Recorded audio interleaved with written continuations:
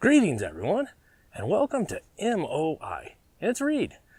Today, I'm going to answer a question one of our regular viewers asked. It goes by the name Tiger, with a TY. You see him in the comments quite often if you go pick out the comments. And actually, please leave a comment, a like, share the video. Need all the help I can get. And it's you guys I need the help from, because YouTube ain't helping me at all. So if you can give me some help, it'd be great. His question was, what's the best solar panel, Reed? These things. What's the best one? Well, the answer to that, the one you can afford. Solar panels are actually extremely durable things. They don't have any moving parts. They face the sun and they turn into energy. They just work as they are. And their lifespan is 25 years plus. And even at 25 years, they only usually lose about, 80-something% of their power output. I mean, let me rephrase that before you go, No, I mean is they actually still have the ability to produce at least 80% of the power rated on the panel. That's still really good. To have them go down to where they do nothing, well, I don't think they could ever do nothing. But to have them super degrade, I mean, it's a long, long curve. Probably over 100 and something years, I bet. It's going to be way out there. Now, there's a couple rules. If you live down here in the Southwest, arid United States, where the sun beats on you and is able to dry out anything, so hot you can bake eggs or lasagna in your car, well, monocrystalline panels are going to do a good job for you because they output a great amount of power when you've got a lot of sun behind them. They do a really good job. So you get more power in the size. So you can take up less space when you're making your power. They do really well out here. Now, if you're up north a bit or in areas where the sun it gets obstructed a lot by clouds or other things like that, a polycrystalline panel might be something really worth looking at. They often do a bit better in indirect and lower light conditions. Something to think about. So balance those out.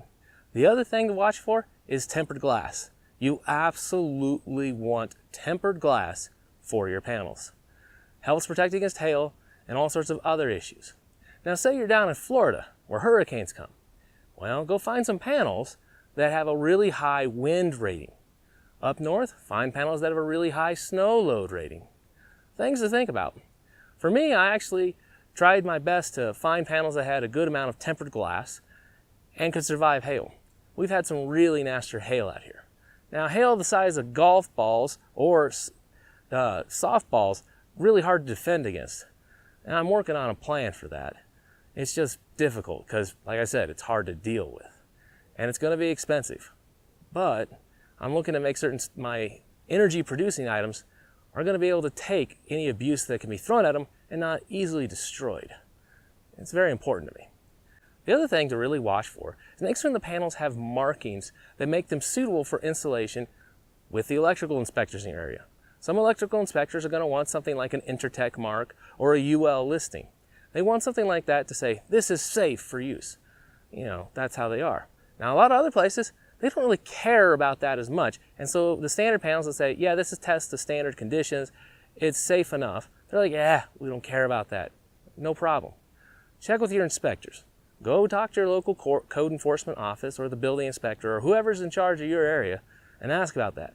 Last thing you need to do is get some panels and then they say, yeah, you can use those. And you're like, You don't want that. Now, something else to really consider.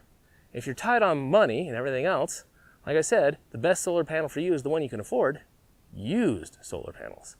There's lots of places where people have, taken down solar or things are getting remodeled and they're pulling old solar off, or there's solar farms that were trying to get funding and all that and they got some initial investment, put it together, and they didn't have enough to sustain, so they're getting rid of all of them.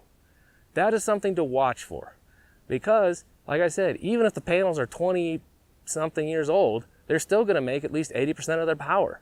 That's still a lot of power. If you buy a whole bunch of them, you're only getting them at 10 cents a watt, effectively, or 10 cents on the dollar of what they were new. Heck, that's a really good deal. In fact, the big giant pile of solar panels I originally purchased were actually new panels, but they just were from a solar farm that never got funding. And they were sold at 30 cents a watt. It was one heck of a good deal. Outstandingly good deal. I really appreciated that. But if they'd been used or just sitting out, which these ones were sitting out either way, I'm happily fine with that. That is a great thing.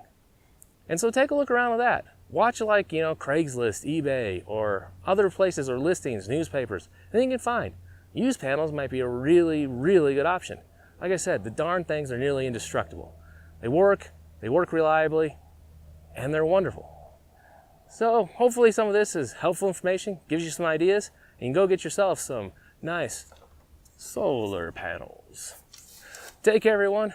This is Reed, out for now.